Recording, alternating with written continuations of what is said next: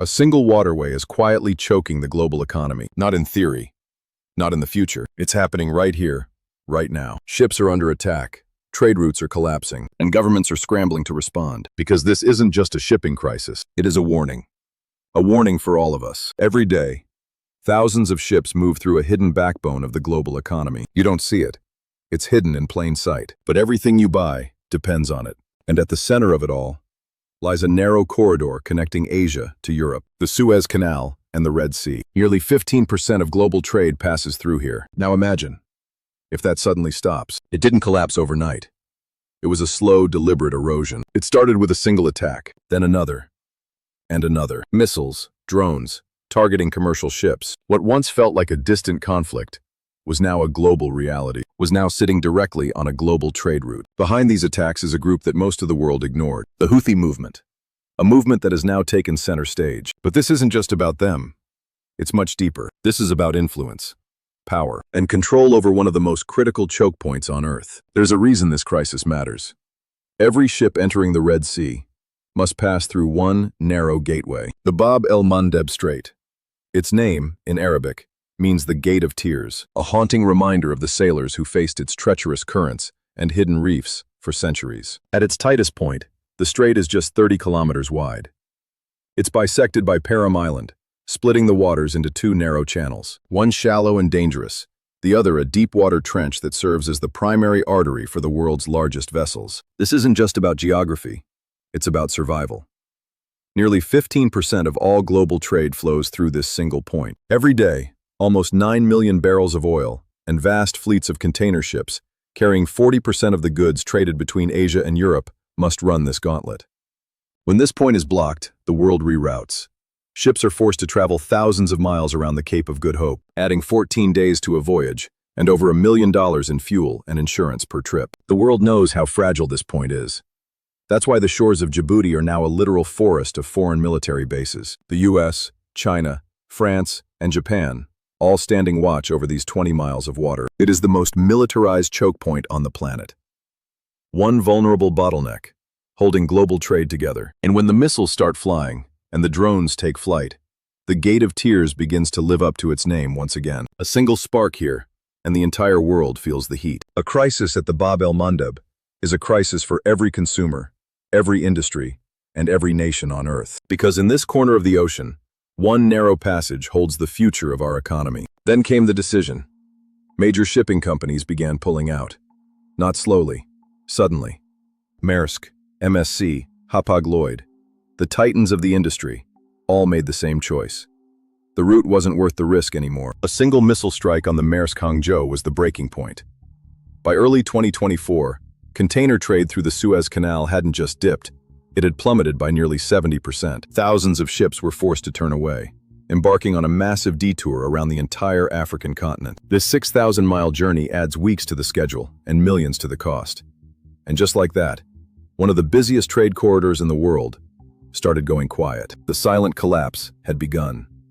A global artery, severed in an instant. What was once a highway of commerce is now a ghost lane, leaving the world to wait for goods that may never arrive on time. The cost of security has become the price of global instability. Behind the closed doors of boardrooms, the calculus changed from profit to survival. The silence in the Red Sea is the sound of a world system breaking, a shift that may never fully reverse. As the fog of uncertainty thickens over these waters, the global economy braces for the impact. This is no longer just a local skirmish. It is a fundamental restructuring of how our world moves. One decision at a time, the map has been redrawn, and the true cost is only beginning to be calculated. With the Red Sea too dangerous, ships had only one option, one path forward: go around Africa, via the Cape of Good Hope.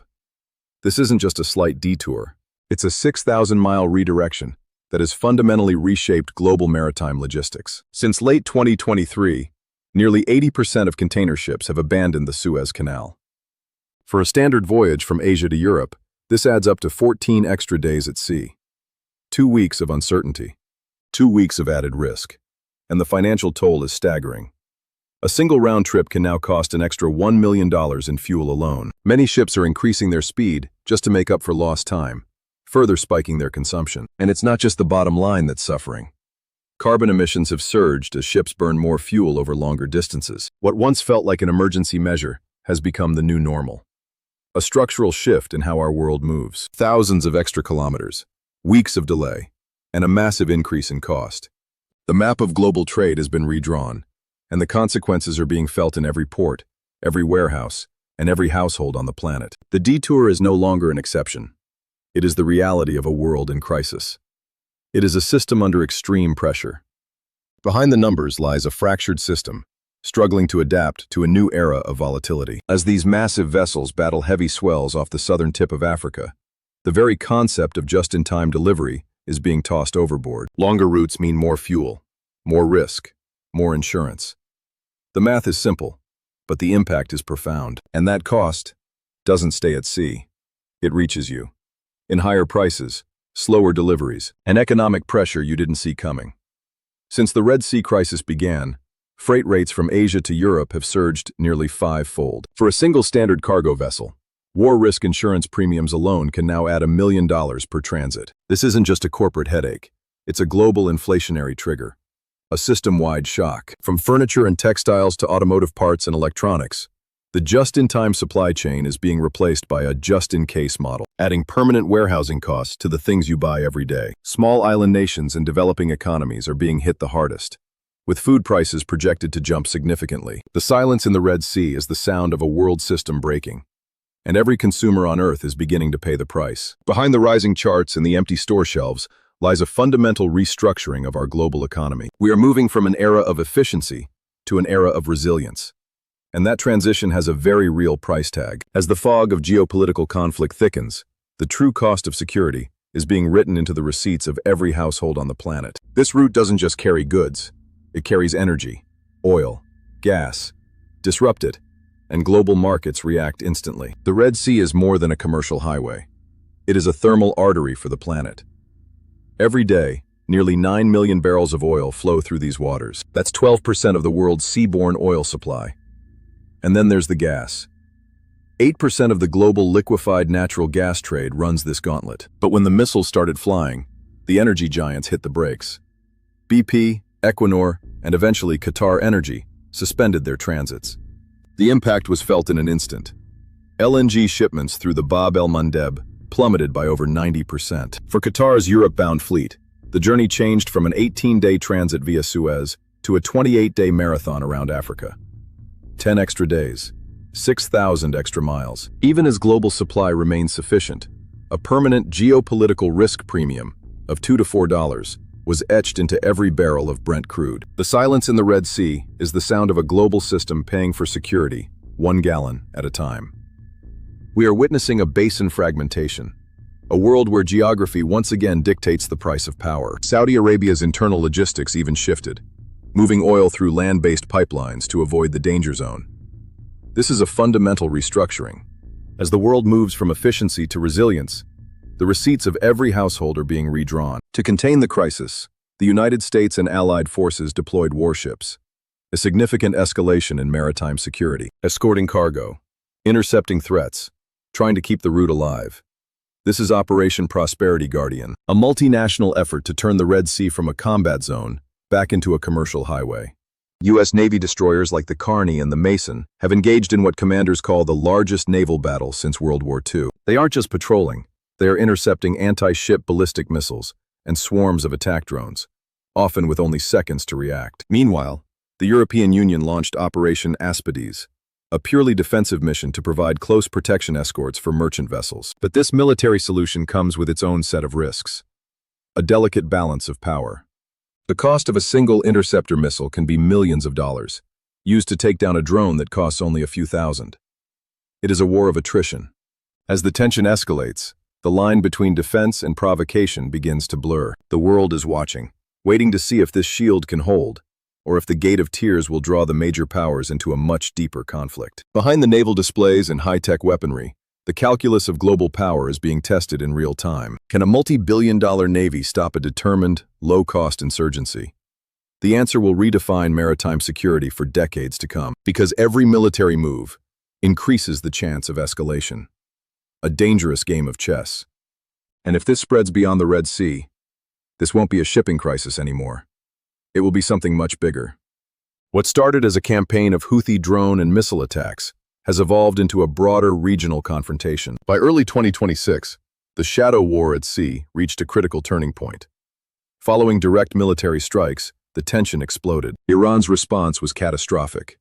The functional closure of the Strait of Hormuz, a choke point that handles nearly 20% of the world's seaborne oil. The world's energy markets were rocked as Brent crude surged toward $90. It is a dual threat scenario where both ends of the Arabian Peninsula are now active battlefronts. From the Bab el-Mandeb to the Gulf of Oman, the geography of power is being redrawn by asymmetric warfare and high-tech weaponry. A new era of maritime security. Behind the naval displays lies a fundamental restructuring of regional security. Can the international community contain a determined insurgency? Or will this spiral into a global energy war? The answer will redefine our world for decades to come. The true cost is yet to be paid. Delays stack up, ports clog, supply chains break, and industries far away begin to slow down. A global paralysis. The Red Sea crisis has triggered a massive domino effect across the global economy. One move setting off 1,000 others. By early 2024, the available shipping capacity plummeted by nearly 20% as vessels were tied up on the long route around Africa. Tens of thousands of containers are sitting idle on the water, waiting for a path that no longer exists. Major ports like Singapore and Algeciras were overwhelmed, facing sudden surges in traffic they weren't prepared for. But the real physical impact was felt on the assembly lines. Silent factories waiting for parts that never came. Automotive giants like Tesla and Volvo were forced to halt production in Europe, paralyzed by the break in the chain, silenced by a shortage of critical components normally delivered through the Suez Canal. Empty bins, empty promises. To save their seasons, firms are pivoting to expensive air freight, pushing the just-in-time model to the breaking point. The map has changed, and the cost of this geographic shift is being calculated in billions. Every minute counts. One delay, one closed port, one missing part. The chain is only as strong as its weakest link. And right now, that link is broken. And right now, that link is a 20-mile wide strait at the Gate of Tears, a bottleneck for the entire world. Most people never see this crisis. No headlines on their morning scroll, no breaking alerts on their phone, but they feel it every time they pay more. Behind the dramatic footage of hijacked ships and missile strikes lies an invisible economic weight, a lag effect that economists call the inflationary silent wave. Shipping costs don't hit the supermarket shelves overnight. There's a buffer of long-term contracts and inventory cycles that masks the true damage.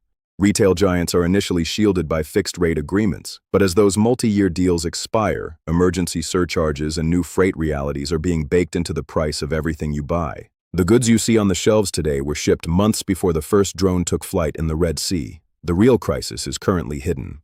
The real crisis is currently sitting in the holds of thousands of ships rerouting around Africa or stuck in the congestion of Mediterranean ports. This is a fundamental restructuring. This is the new normal of global trade. A system moving from pure efficiency to a desperate search for resilience, where war risk is a permanent line item. In this corner of the world, the cost of protection is the price of existence. You may not see the missiles, but you are paying for the shield. The economic map has been redrawn, and the ink is still wet. One narrow route, one critical artery, one global dependency, now under threat. This is the new reality of our world. And the real question is, what happens when the lines of security and economics blur? Not whether this will impact the world, but how far it will go, and how much we are willing to pay.